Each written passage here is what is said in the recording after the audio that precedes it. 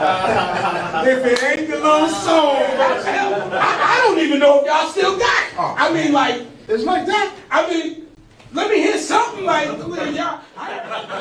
Fairy side, by thy side will stand, and always praise thy name. Praise thy name, praise thy name. Take a deep breath, pal.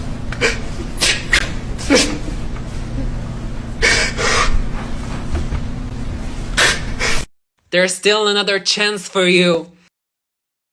There's still tomorrow. Don't give up. Not yet. Be hopeful. Be happy. There's still tomorrow. Don't give up. Never give up. No, no, no. I won't give up. No, no, no. Let me love you.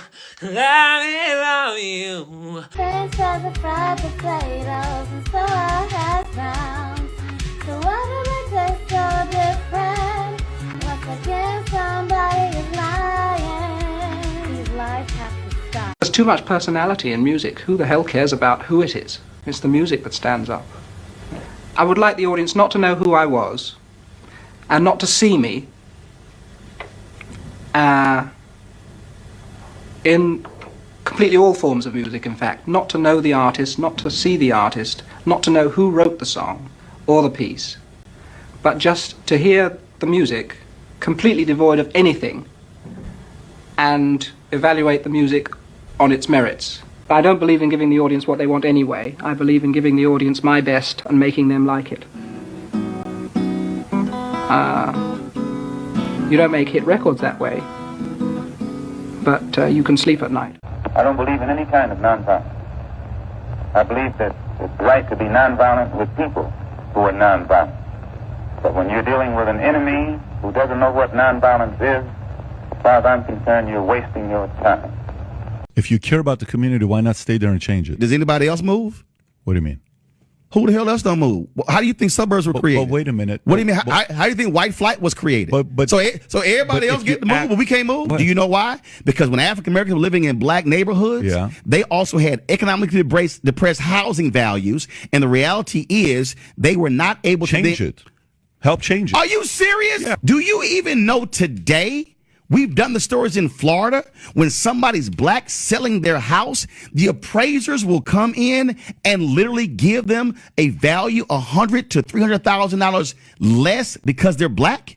You'll take one story and say that. Oh my God! On how many occasions has that happened? The New York Times literally just did a story talking about the systemic racism that exists within housing appraisals. Out of 1,000 appraisals, how many times does that happen? Let's just say it happens. It is a significant issue in America. Oh, my God. I'm going to show you how it impacts generationally. When you then get that low appraisal, you then cannot sell your house for the higher value, which then means you are not then taking those proceeds and being able to invest, being able to send your kids to school. The Federal Housing Finance Agency released 47 million appraisal reports to the public for the first time. The appraisals, which were compiled between 2013 and 2021, present evidence of a persistent widespread practice in the home appraisal industry to give higher values to homes when the occupants are white and devalue them if the owners are people of color. That's such bull. They actually took the reports and showed the data, and now you call it bull. No, there's absolutely nothing to see here. These situations are not identical because way back in the day, some people were accused of putting snake venom and poisoning people through the water system. And oh my gosh, it caused the largest epidemic that I'd ever seen. Over 20 million people died. I mean, these people cleared out whole countries with snake oil and snake venom. And you know what's, oh my gosh, that's another big snake. So, yeah, they like snakes. Oh my gosh, 95% of the medication comes from snakes? No way. They never told you it was venom. I didn't know it was venom. I looked it up. What kind of drug is this? Oh, it's a GLP-1 drug. What the hell does GLP-1 drug mean? Never heard that in my life. Holy crap, it comes from the venom of a lizard? I want to ask you, all of you at home, how many of you are convinced that you or your loved ones are overweight and diabetic because you have a Gila monster venom deficiency. And oh my God, God forgot to put enough of that damn Gila monster's venom in your body, and you ran out. Now you're fat and overweight and you're diabetic. So now you need to inject that venom inside your body every week, once a week. This is the insanity you live in. This is the deception you live in. Just because they called it Wegovy and Ozempic and said it was FDA approved, did I go, oh, it must be safe and effective. I don't know why these people's stomachs are being paralyzed and why they say they're going to develop cancer in their thyroid after a year. Really? Go look it up. I didn't know anything about this drug. It didn't even exist when I graduated school. How did I go on platforms like the Diamond and Silk Show the very next week? We bring this up and I'm educating the whole world about this drug. And then everybody's calling me, wanting on their shows to talk about, oh my God, it's another drug made by venom. Maybe not everything is true that you've heard about me. On the morning of April 19, 1995, a decorated Gulf War combat vet blew up the federal building in Oklahoma City using a truck bomb that he didn't build and a Ryder truck that he didn't rent with the help of a passenger who didn't exist. Having just gotten away with the largest act of terrorism on U.S. soil to date, the Fort Bragg-trained Special Forces Sheep Drip Dropout blended in with the crowd by making his getaway in a car without a license plate and was immediately pulled over. The ATF was the supposed target of the attack, but luckily all of their agents were out of the office that morning. Later that day, the president boldly declared, "We will find the people who did this. And when we do, justice will be swift, certain, and severe." Except for John Doe number 2. John Doe number 2. John Doe number 2. Who, according to the FBI, never existed. In McVeigh's unprecedented 3.5-week trial, the prosecution didn't show the CCTV footage of him and John Doe number 2 parking the Ryder truck. Didn't explain why 24 separate witnesses mass hallucinated the existence of John Doe number 2. Didn't explain why the government was testing truck bombs and the Army was storing Ryder trucks at Camp Gruber right before the bombing. And didn't talk to the FBI informants who blew the whistle on the plot. But they did collaborate with the CIA, and they did convict McVeigh as the lone wolf bomber and Terry Nichols as his bomb-constructing accomplice. Still, a bunch of crazy conspiracy theorists, including 300 bombing victims, insist on talking about facts and evidence and refuse to simply believe what they've been told a million times by people in tailored suits with well-coiffed hair. Analyzing the millions of appraisals by using census tracts as a proxy for neighborhoods and comparing communities with nearly identical housing stock, two researchers found that the results showed a clear correlation. The higher the proportion of white residents in each community, the higher the appraised value of individual homes. For some reason, you're not fully accepting. What is the most consistent way Americans have been able to actually build wealth? It has been through housing. That's been historical. And when you are black in America, this is not an opinion. This is not a perspective. It's a fact. It's when you have been unable to enter the housing industry, meaning covenants saying you can't sell to black people. Then when you actually buy a home and they've been grossly undervalued, that then limits you from being able to sell your home at a higher value and now take the profits and then create a business and then be able to send your kids to college. When that has been persistent, when you look at the appraisals, one, when you look at inability where you're buying a house, two, all of a sudden now you see a clear way how African Americans have been impacted, not historically, but still in present day. Have true freedom of association, you have to repeal the Civil Rights Act, because that is in literally fighting against the Constitution. The two cannot exist at the same time. Barry Goldwater even talked about that back, when this was a thing. He was talking about how the civil rights regime was going to be built out. It would end freedom of association. And ultimately, what has it given white people?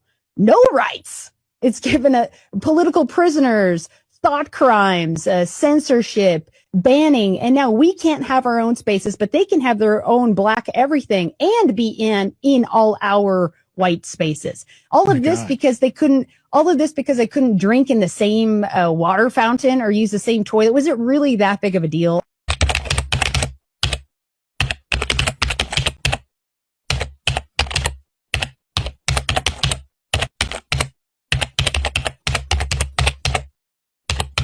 I've traveled the world as a black man, and I have never seen a black country where the people who live in it are foreigners that were brought there by blacks as slaves. Not one single country. Yet the black race has more countries on earth than any other country. 54 are on the continent. 13 black countries in the Caribbean. So 68 black countries. There's not a single black country where slaves were bought from outside by black people. I've traveled the world, not a single country in the world colonized by a black country. There's nowhere you go on Mother Earth where the language they are speaking was imposed on them by force by a black country. I've traveled the world and I have never seen a religion that is imposed upon anybody anywhere in this world by a black country.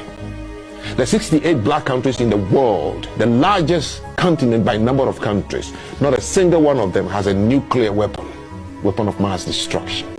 Black countries across the world, none of them is responsible for what we call the military complex, where we are manufacturing dirty bombs and sending things into the water to pollute people. I've traveled the world and I'm yet to see one product that was forced to be sold in another country by a black country. So it means the black race is the only race on earth that represents what the United Nations have been looking for the last 100 years, peace. I love Tesla. So many electric vehicles. Nobody wants to buy them. I love Tesla. Good luck with your electric car that goes for about 45 minutes. I love Tesla. You want electric vehicles? We'll give it to you when the damn things don't go far enough and they're too expensive. I love Tesla. We have this thing called gasoline. We have gasoline. I love Tesla. They got some basic problems. They're very expensive and they don't go far. I think they want to keep you somewhere around your home. They don't want to build highways or something. They got some crazy plan. I love Tesla. Tell me something that white people aren't ready to hear. There are no white people. Race is not a real thing, at least not biologically. Look, this is Europe. It's where they make the white people. It's also, incidentally, where they made the modern idea of race in the first place. Essentially, what happened was the European nobles, very heavy emphasis on the ironic use of the word noble there. So the European noble families that were actually kind of just one big inbred family, hence the noble aesthetic, after centuries and centuries of wastefully hurling their peasant folk at each other in vile bloodshed amounting to little more than just aristocratic bragging rights and moving lines on a map back and forth millimeters at a time, decided it would probably be more profitable for them if they instead started wastefully hurling their peasant folk at the rest of the world. And thus began the age of imperial colonialism. But in order to justify their actions through the lens of their so-called Christian morality, and in order to give their people a false sense of superiority over the people they were oppressing, they came up with the cultural lie that the people they were oppressing were technically not really people. I mean, obviously they can't be the same race of people we are. They don't even have basic civilized things like silly curly wigs or silly curly shoes or syphilis or a deep sense of profound Christian shame if someone were to glance at your nipples. One here smells great. Which one? Smells like Mother's crazy sister Kate. Oh, you think so? Yeah, I do. It smells so good. She couldn't have been that crazy. I don't think so. Oh, you don't think so, huh? No. Well, she put her poodle one time in a microwave oven. To eat it? Yeah, to eat it? Oh, no. No, no, no, no, no, no, no, no, no, silly, to dry it. But it exploded, and they were both found dead. She must have been out of her head.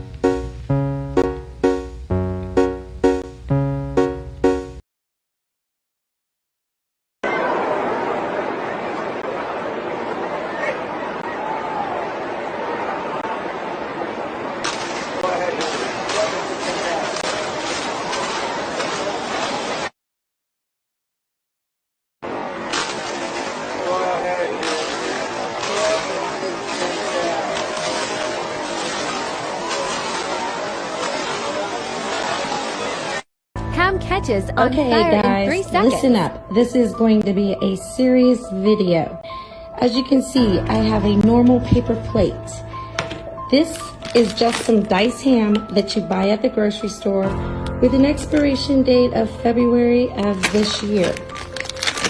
Every morning when the hubby and I try to eat, the dogs always want some of our food, so we thought we would just warm them up some of this diced ham in the microwave. So, I'm just going to take this dice ham, bring it over here to the microwave, and I'm going to put it on for 30 seconds. Just that. But before I do that, so you can see, I'm going to dim the lights. Okay, so we're going to come over here, 30 seconds.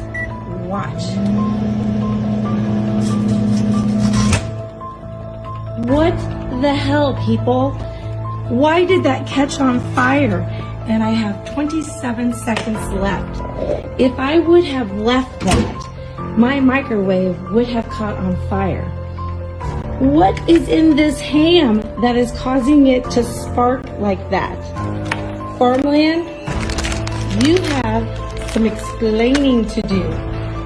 How can my hair be cultural appropriation when Vikings were literally the ones that invented... Hi, my name is Henny and I'm from Iceland, and I wanted to share a bit of history with you. See, you're so interested in Viking history. Did you know that the only reason why you know as much as you do about the Vikings is because of the Icelandic people that wrote the Icelandic sagas, one of which was Snorri Sturluson. He also wrote the Prose Edda. He's the reason why you know about Norse mythology. Anyway, he was my great-grandfather going past 18 generations. He was talking about his own great-grandparents going back another 10 to 15 generations. Now, that means that he was talking about my own great-grandparents going back 30 to 35 generations. Most of the people in most of the sagas are related to me. I've checked, right? Because I'm autistic and I'm really interested in genealogy and stuff like that. So I already know that most of the people in the Viking history, in the sagas, are my great-grandparents. Anyway, I know a lot about the Vikings. And as it goes, none of them wore box braids. None of them, right? There is no provable knowledge of any Vikings wearing box braids ever in the history of anything to do with Icelandic history, Scandinavian history, Viking history, sagas, there is no knowledge of any box braids being included in any of that. Did Vikings wear braids? Yeah, but not those kind of braids that you're wearing, love, right? No, not those braids. And I really wish that people like you would stop using my family, my own ancestry, my own heritage as a means to justify antagonizing an entire another group of people. Okay? Box braids like that were not done by Vikings. They were not invented by us. They have nothing to do with us. Right? So please, just stop it. It's not cute. It really isn't cute. You're now upsetting two groups of people. You're upsetting those of us who are actually descendants of the people that you're talking about, that you're claiming those are the reasons why you can wear those box braids. No, you cannot wear those box braids as a result of us. If you want to wear them, but your hair is going to fall out. It's going to fall out. And you're going to upset a lot of people in the process, including Scandinavian people and Icelandic people and people from the Faroe Islands, right?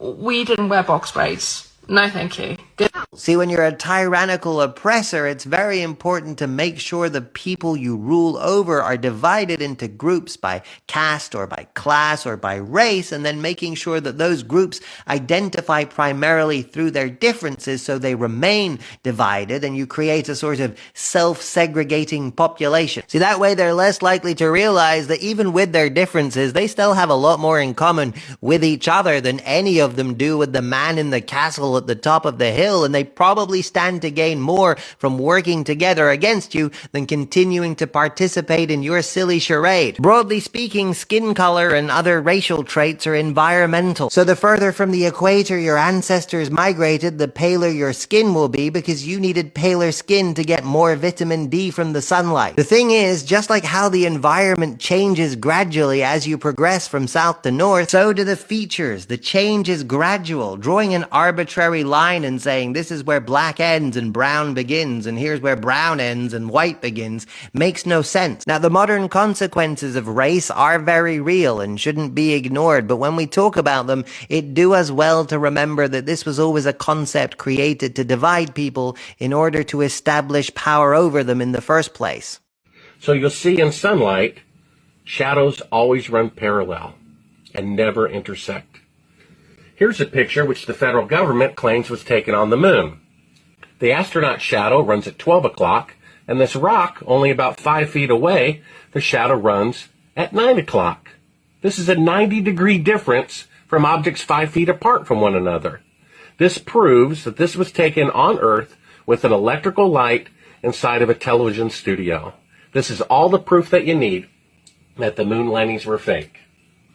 If Toyota said that they made a car 50 years ago that could go 50,000 miles on a gallon of gasoline, and yet today their best car could only go 50 miles per gallon, or 1,000th the distance, wouldn't the fraud of the previous claim be obvious? And yet this is exactly the moon landing fraud. And yet people don't see it because of their emotional attachment to it. They're claiming they went 1,000 times farther 50 years ago than they can go today with 50-year-older technology. That doesn't make any sense. It's the only time in history that a technological achievement like the automobile or the airplane or nuclear power, that no nation on earth could repeat it 50 years later, when in fact it should be 100 times greater 50 years later. If they could go to the moon with 1960s technology, men would be in another solar system by now. Men would have walked on Mars 10 years later, 40 years ago, which never happened. And there would be bases on the moon there today, of which there are none. It's the only time in the history of the world that technology that cost $175 billion was deliberately destroyed afterwards.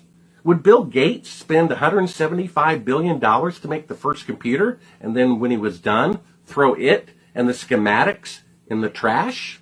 But that's what NASA claims that they did.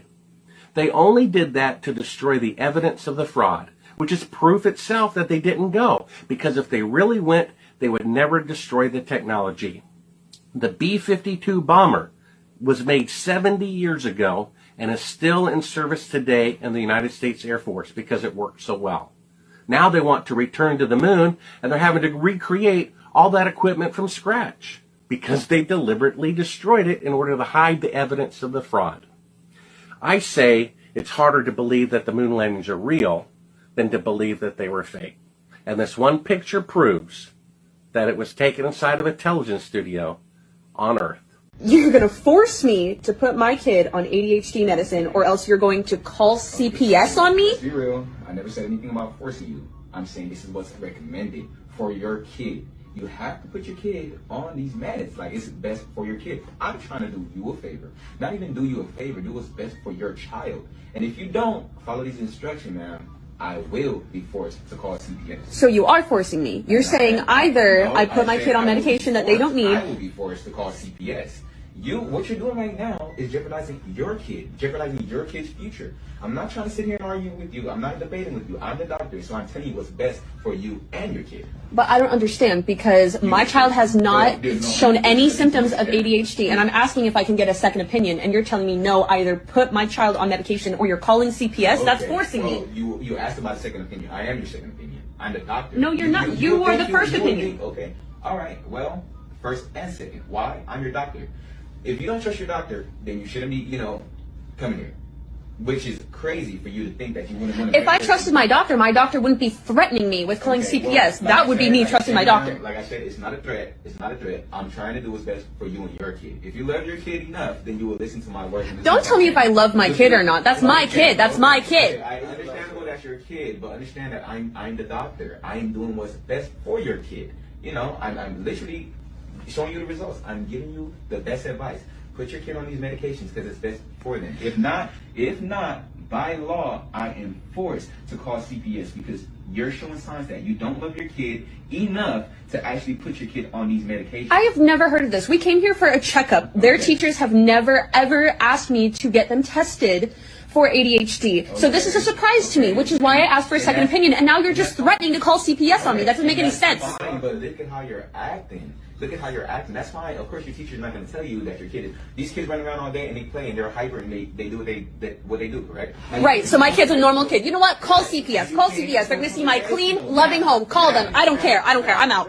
Never give up. No, no, no, no, no, no, no. Never give up. No, no, no, no, no, no, no, no, no. I love you. I love you. Like I was saying, the native Hawaiians from the 16th through the 18th century is totally different from the ones as of 2019. I cannot express that enough.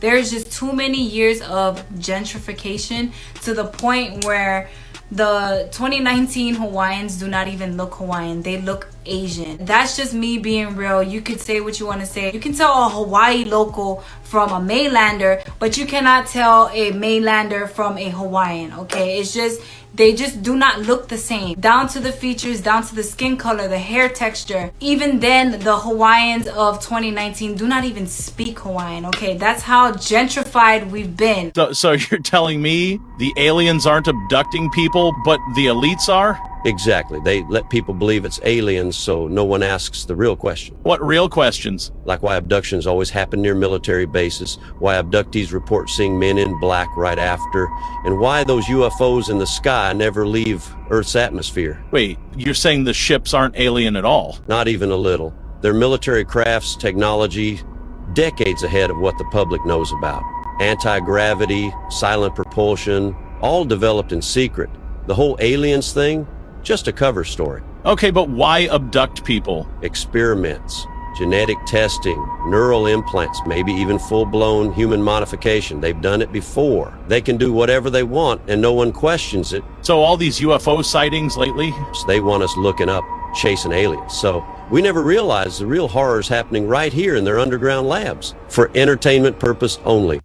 I noticed in our bathrooms that there were these metallic posters bolted into every student bathroom starting in kindergarten, giving the National Suicide Hotline, the Trevor Project, which is an LGBT suicide hotline, and a bully hotline.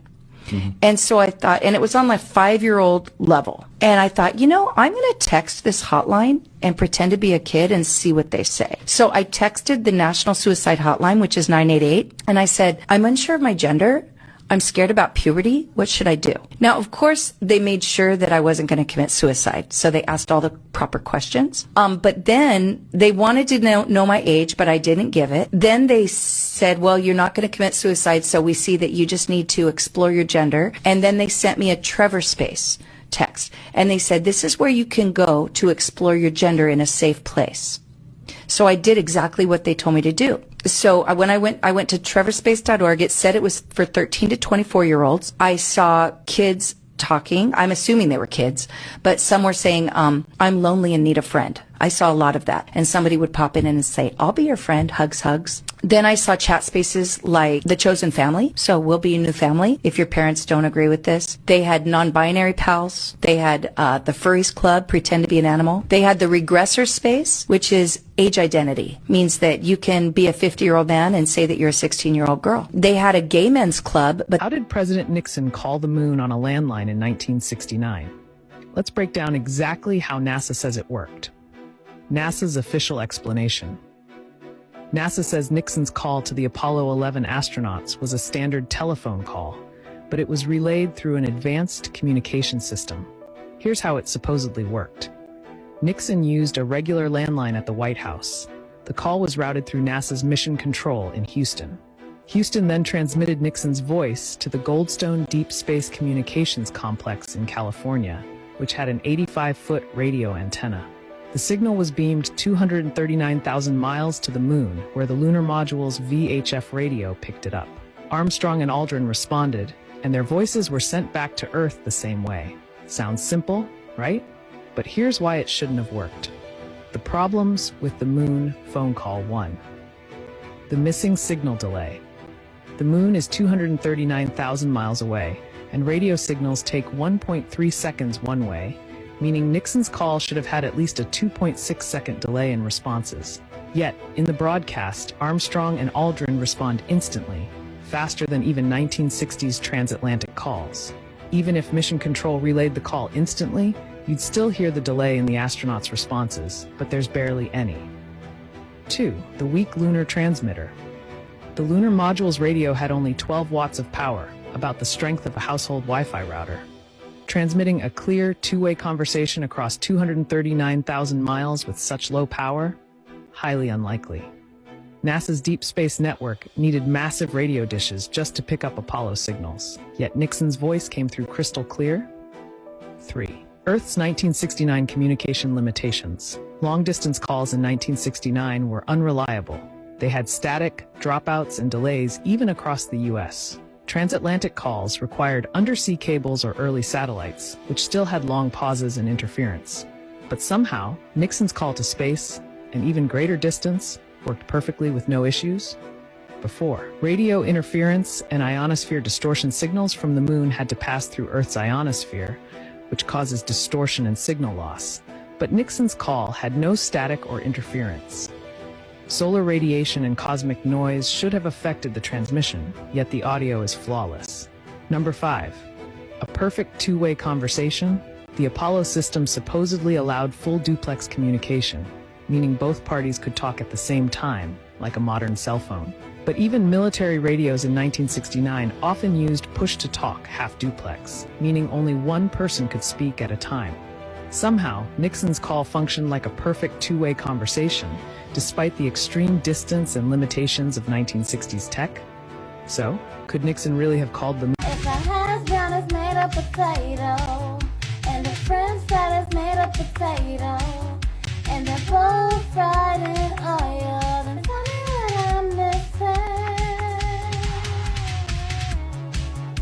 Yo, the glitter conspiracy is a rabbit hole you are not ready for. So I didn't know this, but there's legit only like 2 main manufacturers of glitter in the world, both of which are based in New Jersey, of all places. And yes, I'm talking like regular glitter, the same stuff you use in arts and crafts. One of these companies is like super secret and private, that apparently invented glitter themselves and is very hush-hush about everything. And the other is GlitterX. No one really thought much of it until it came out that we actually have a worldwide shortage of glitter back in 2018. Kind of a weird thing to be short of. So a journalist from the New York Times went in to interview the team at GlitterX to find out. She casually asked if she could tour the factory, and surprisingly, GlitterX told her absolutely not. Like, there was no debate about it. She was strictly not allowed to see how glitter was made, and wasn't even allowed to be in a nearby room to even hear how it's made. So instead, she was just left to interview a manager at the company, and things just kept getting sketchier. She asks the manager if she could tell her what industry serves as her biggest market, and the GlitterX rep instantly, without hesitation, tells her, "No, I absolutely cannot tell you." Confused, the journalist asks her if she knows who their biggest customer is, and she replies with,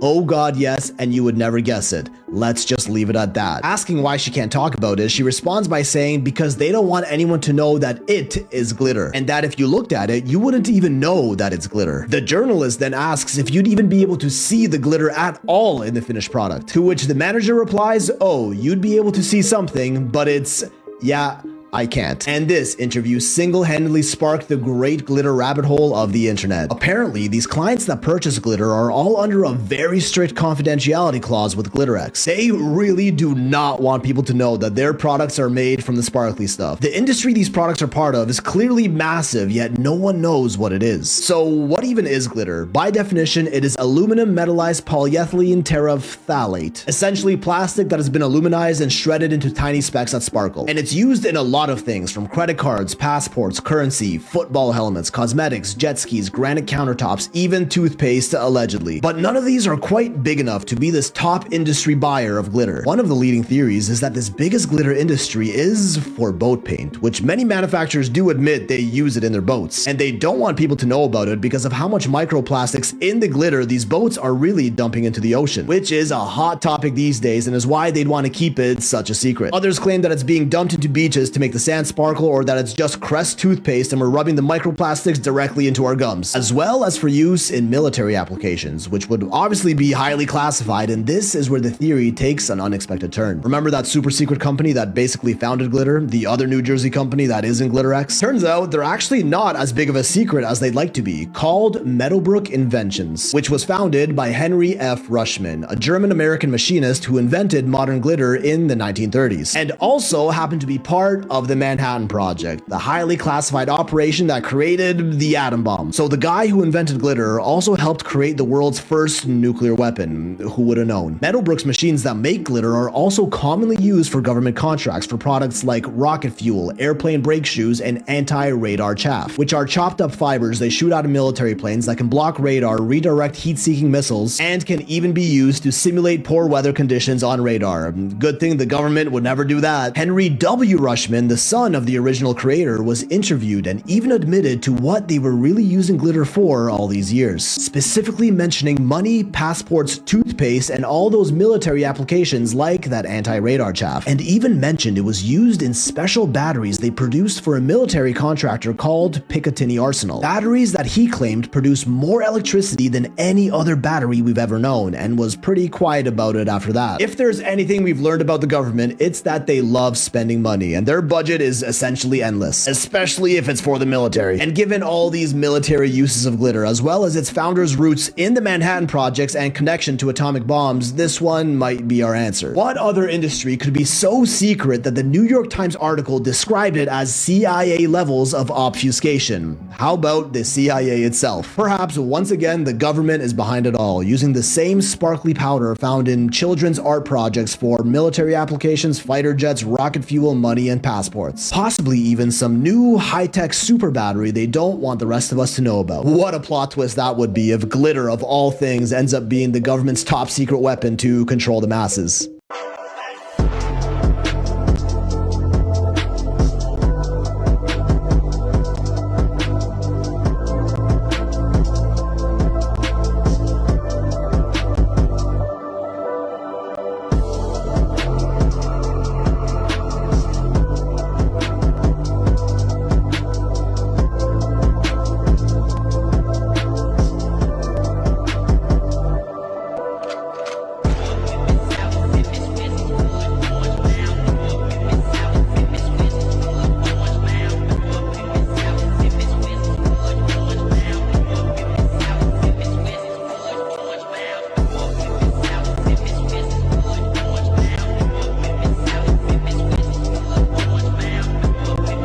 Is a man less of a man if he can't change a flat tire? Yes, absolutely. Yeah. Is a woman less of a woman if she can't cook a meal from scratch?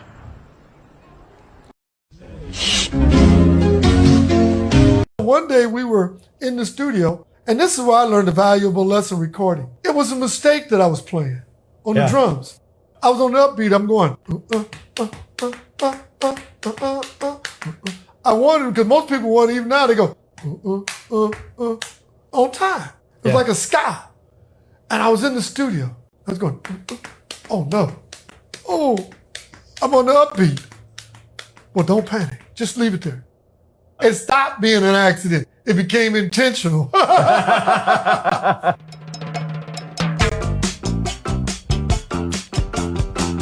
next thing I know with BB, Morris Dickinson, he started on his bass.